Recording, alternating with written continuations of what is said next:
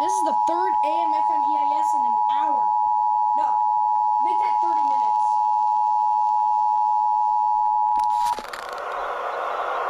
The National Weather Service in Burlington has issued a severe thunderstorm warning for southwestern Essex County in northern New York, southwestern Franklin County in northern New York, southeastern St. Lawrence County in northern New York, until 9 p.m.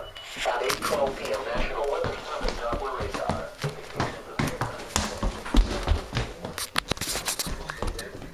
Excess of 6, moving southeast at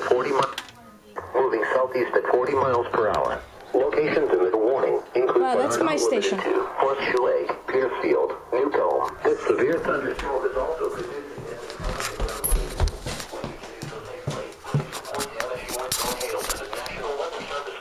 toll-free 1-800-863-4279 or by submitting a storm report at weather.gov/Burlington. Get to safety immediately when threatening weather approaches. Winds may knock down trees and power lines and damage buildings. Large hail may cause injury and damage property. I heard the EOM. And love Wow. football.